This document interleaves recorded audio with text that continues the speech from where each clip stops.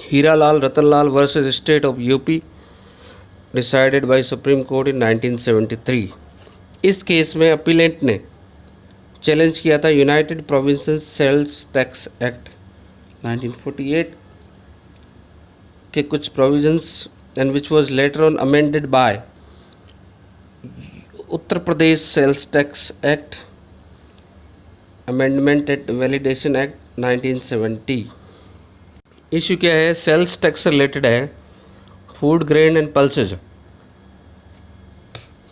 Split and unsplit form में अलग अलग कमोडिटी मान के टैक्स इम्पोज किया है, इसी को चैलेंज किया गया है। यानी पल्सेज पहले अनस्प्लिट पे भी टैक्स लगेगा और स्प्लिट पे भी। और अपीलेंट ने कुछ क्वेश्चन उठाए हैं।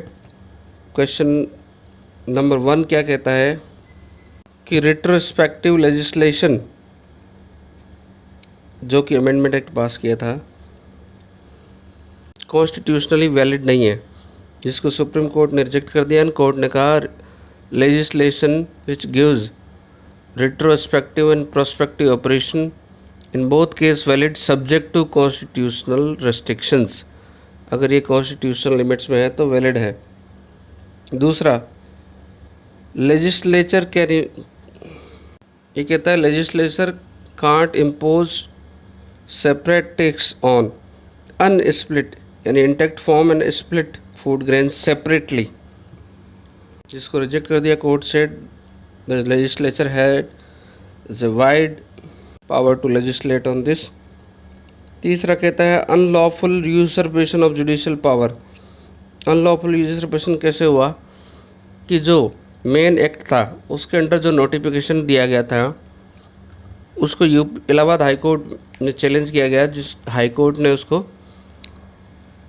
किसको category creating unsplit and split, इसको ultra vires of the act void करार दिया।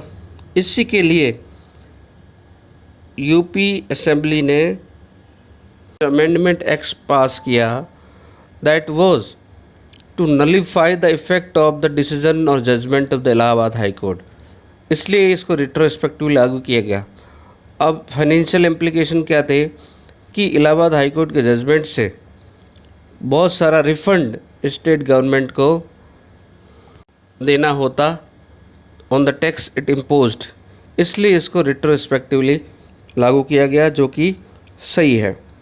उसके बाद पॉइंट नंबर 4 उठाया अपीलेंट ने कि स्प्लिट और अनस्प्लिट इस तरह की कैटेगरी बनाना आर्टिकल 14 का वायलेशन है, जिसको कोर्ट ने रिजेक्ट कर दिया। कोर्ट सेड जब तक डॉक्ट्रिन ऑफ क्लासिफिकेशन में अनस्प्लिट और स्प्लिट फॉर्म डिस्टिंक्ट है, अनएम्बिगुअसली आइडेंटिफाइबल है, सेपरेट है, तब तक ये क्लासिफिकेशन वैलिड है, आर्टिकल 14 का वायलेशन नहीं है। कोर्ट ने केस साइट किया Jagannath versus union of India का, जिसमें टोबैको का इंटैक्ट फॉर्म और स्प्लिट लीव्स दोनों पे अलग अलग टैक्स लगाया गया था, जिसको वैलिड माना गया। पॉइंट नंबर 5 क्या है? Explanation to section 3D widen the scope of the act, यानी अमेंडमेंट एक्ट में जो एक्सप्लेनेशन प्रोवाइड किया गया था जिसमें क्लियरली लिखा हुआ था स्प्लिट एंड अनस्प्लिट सेपरेट, तो इससे क्या हुआ?